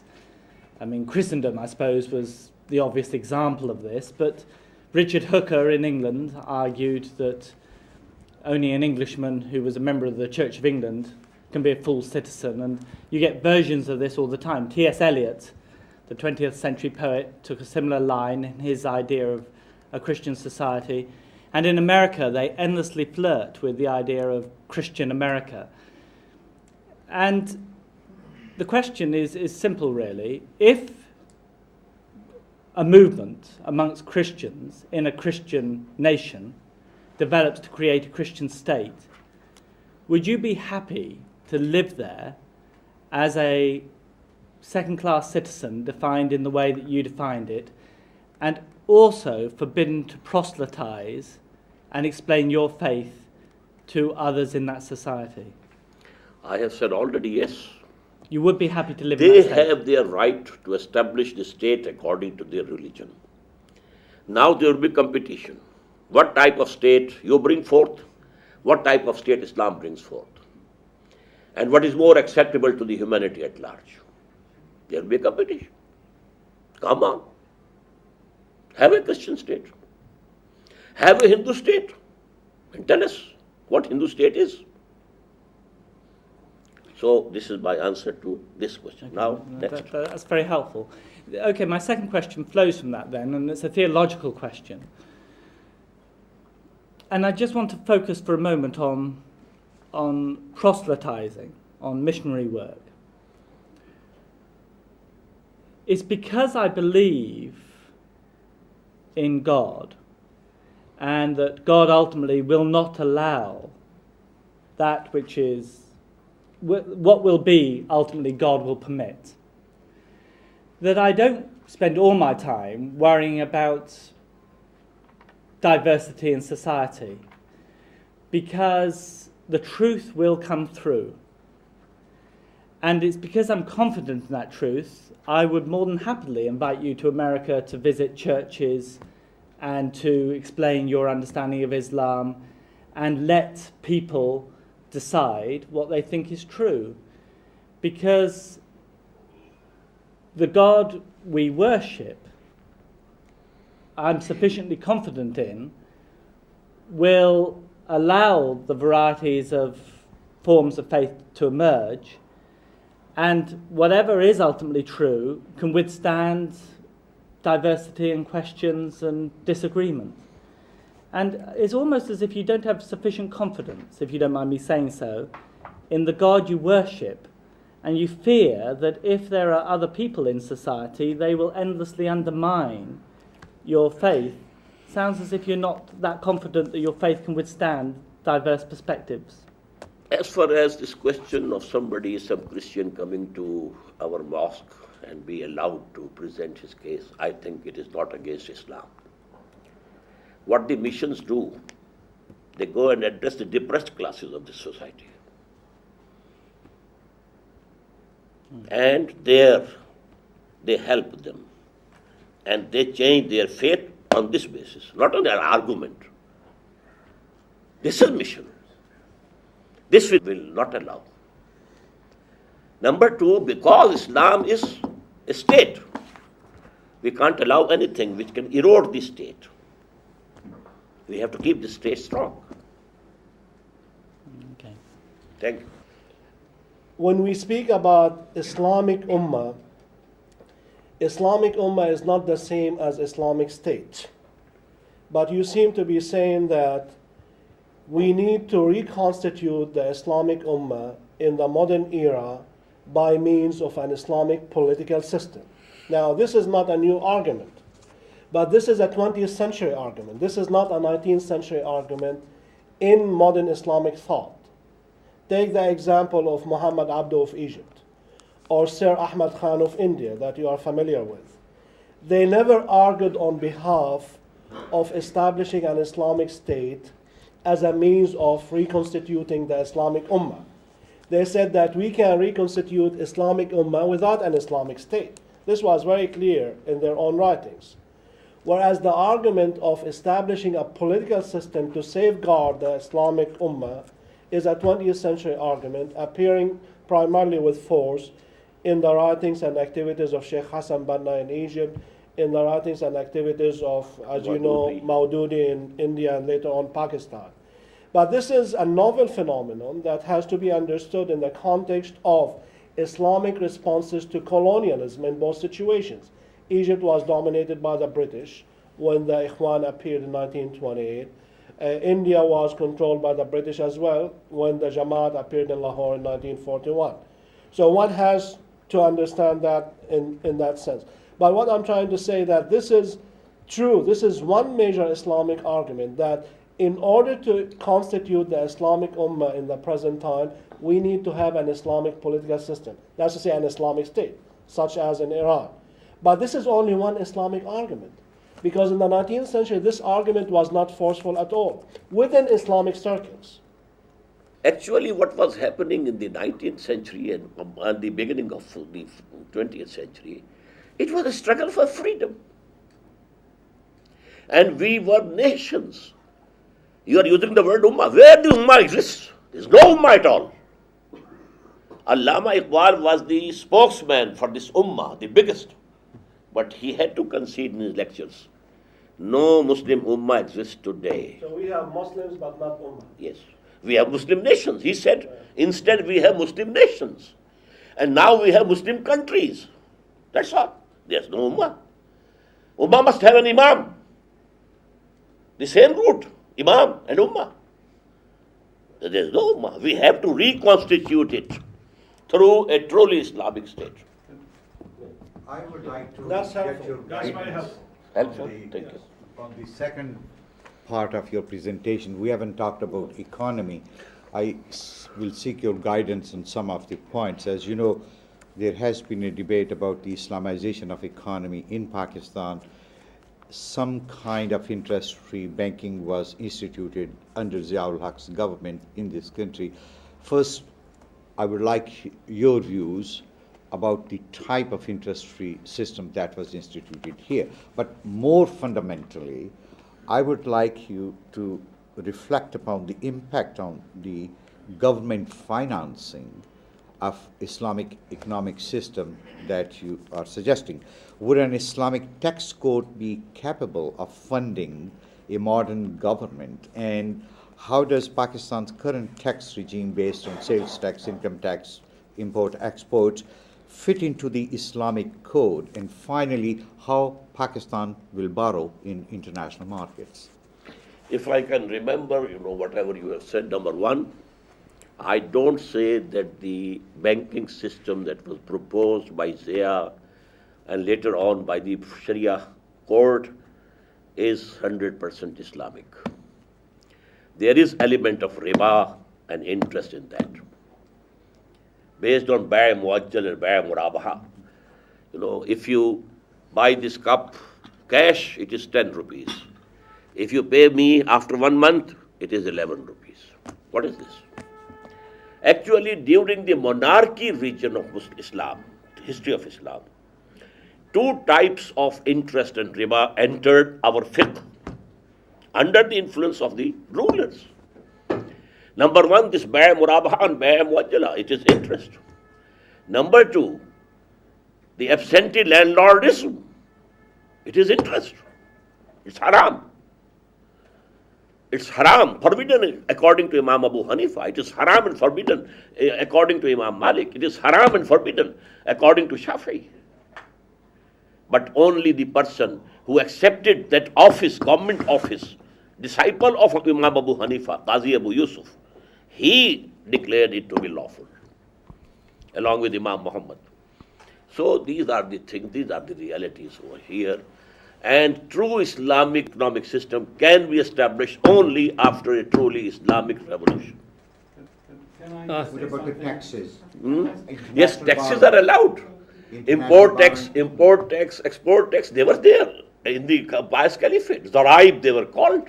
So you do not agree with the argument given by some of the ulama that after you collect zakat, state cannot impose any not tax. At all. No. What about international trade? How Pakistan is going to interact with international monetary agencies, international finance, international trade? If we have this self-respect, we shall be on our own feet, on our own legs, and we shall deal with the people. If we are strong enough, they will need to deal with us, and they will deal with us on our own terms. But if we are weak, है जुर्म ज़ईफ़ी की सज़ा मर के वफ़ा जात. Can I just expand on this? Because the economic aspect of your talk this morning was the shortest bit. And to my way of thinking, the economy is the root of everything. Because if you cannot live, you cannot eat, and so forth. If you cannot eat, you cannot live. You cannot live. You cannot, if you haven't. Yeah, obviously. No, this is not the point of what I want to say. The essence of your argument is what I would call Islam in one country. And the problem of the lack of analysis of imperialism and its economic forces, however strong you are overlooking and you are ignoring. Because the essence of imperialism today is through the world bodies of the IMF, the World Bank, and the WTO. And through these mechanisms, the Western world, and in particular the United States, have controlled most of the third world. And none of this comes out. And however you organize internally, you cannot ignore the institutions and the forces of imperialism. And as far as I can see, you are. Can you comment on that? What was the beginning? How did you begin? Is Islam in one In one country? minute, no. Islam has to become global, and that is the destiny, as I believe. But it will have to start from one country. Just as it started from the Arabian Peninsula, and then that was through conquest. This is Lenin.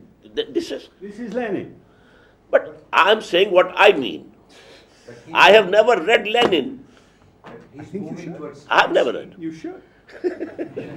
But for me, Quran is enough. And the life of the Prophet is enough. I need not read Lenin or Ho Chi Minh or somebody else. So it has to spread then. And I said yesterday, at that time, at the time of the Prophet, the spread was through conquest. Now because you have the television, you have the IT, you have all these measures, you can propagate the ideology throughout the world. And if you produce a sample, a model of true Islamic state, humanity is in search of a just social order. It is running from east to west and west to east, from monarchy to capitalism, from capitalism to communism, from communism back to, what is it? The soul of humanity, soul, is in search of a just social order. But we have some disagreement here, do we not, on what constitutes a just social order? You might have you and I don't agree, as yes, we have brother. disagreement around the table. Yes, brother, you might have a concept of your own, and I would very much like to know that. But here I have to say and present before you the concept of Islam. We understand that. But we also acknowledge, do we not, that just social order, that we have a variety of interpretations of what just social order is and or should be. And only a model will prove. What happened in USSR? One party, no right of vote for the citizens whatsoever. Only one party government. That's not how it started.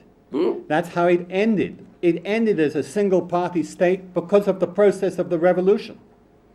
The original idea was not as it turned out. Whatever might have happened, but that was the fact.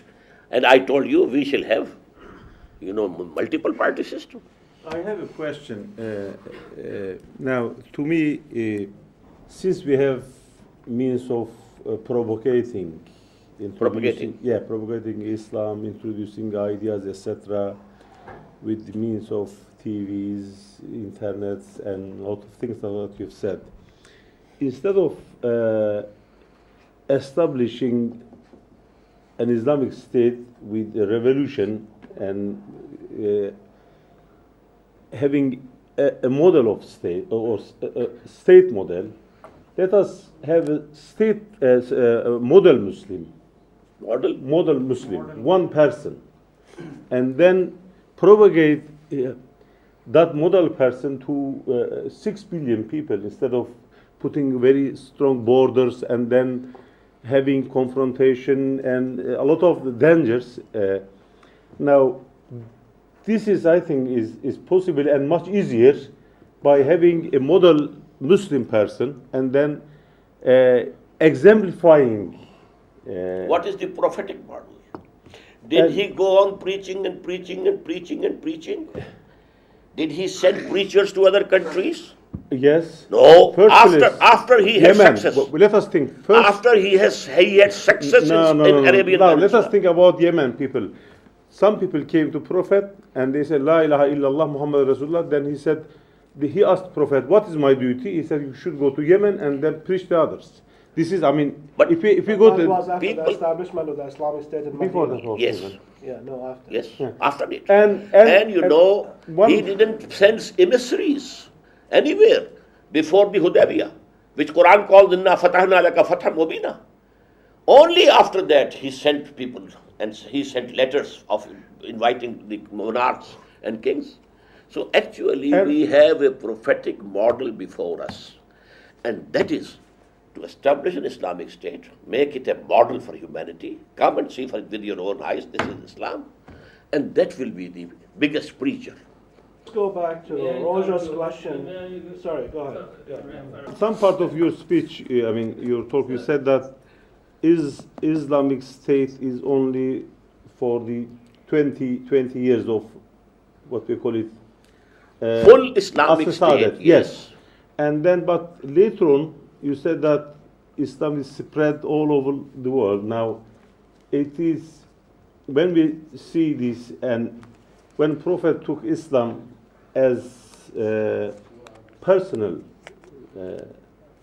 model to others, it spread quite fast and quite effectively. Not at all. When The it personal became model at Makkah. How many people accepted Islam at Makkah? For 13 years, he was himself preaching.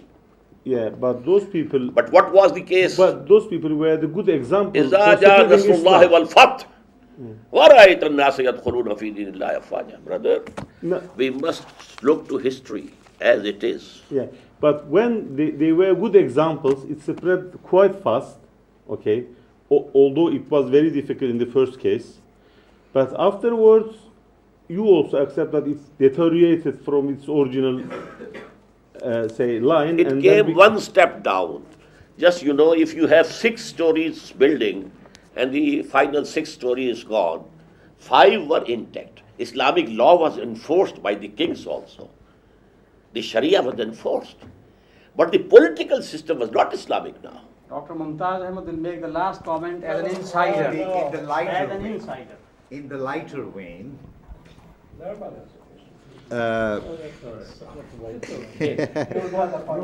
I just wanted to ask you something. When you began your presentation yesterday, you said there are 3 forms of creations. Then you talked about 3 types of jihad and 3 stages of resistance. And every level had its own 3 sub-levels. And when I was reading last night your pamphlet on religious obligations of Muslim women, you talk about 3 levels of our religious duties and then 3 differences between women's obligations and men's obligations. And the second level, you talk again the 3 circles of dawah. And when I read your active agenda for the Muslim Ummah, what do I find? It has 3 action point program. My question is there some mystical fascination with Trinity? Yes, Trinity. A good joke. A refreshing laughter. Are we done? Because, Narma wanted to ask a question and I have a comment to make too. Can we take a break? Well, if you have the patience. Yes, thank you. I actually was very touched by your reference to your concern for humanity at large in the last couple of minutes. And I thought that possibly should be the crux of the whole thing. And I was trying to understand in my own mind that in your model, which you have presented, you are telling the minorities, hey, you give up some things, but I give you protection. That's what I read. That you give up certain things, you will lose certain benefits of so-called citizenship, but there is a trade-off in that I give you protection. Protection is a huge zimma, is a huge, huge responsibility. It's a huge word. People seek protection, they want security, they want assurance about some kind of stability, about their way of life, about various things. Okay, without dilating on it. And what I was thinking in a constructive way of suggestion was this, that possibly if there could be some kind of a comparative evaluation of your model vis-a-vis the democratic structure, the compassionate, conservative capitalism, or something which is propagated, that as to the likely advantages and disadvantages that accrue to minorities, because eventually we are looking for harmony of some kind. And minorities are not essentially based on religion, they can be based on various things. And minorities emerge, new minorities. If Pakistan was 100% Muslim, even then new minorities will emerge. There will be sectarian, there are more Shias killed in Pakistan than Sikhs or Hindus in the last 50 years. So I see that Sikhs and Hindus possibly, whatever their small population is, they have been very safe. Somehow the Zimma has been taken and they have been protected, whereas the Muslim Zimma has not been taken in India, and they've been killed in large numbers. But they have other opportunities. Is there some kind of a potential trade-off? Is there in the aggregate a possibility that we can create a more humane society? Because your concern, expressed concern of your faith and every faith is eventually that we are all God's children, whatever our calling, and God intended for us that this life and this world should be for us to live, to love God, to love God's creation, to do service, and to realize the higher truth, and to realize it living here in this world with one another. So that's my all suggestion. those things that you have said are very precious and they must be sought out. But what about the law? That is not my problem. I'm looking for a human society. What about the law? And law what about will the follow. system? Law there should can follow. be one law. There can be one system. So you have to establish the law and the system of your own and give the maximum facilities to those who don't agree with you. That's all. Thank you. We will reassemble here at 6:15 sharp. 6:15.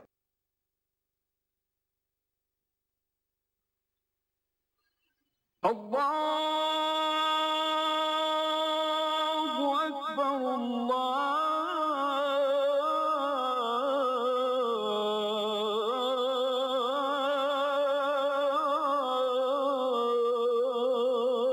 Akbar.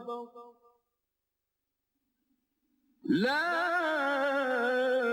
ilaha illallah.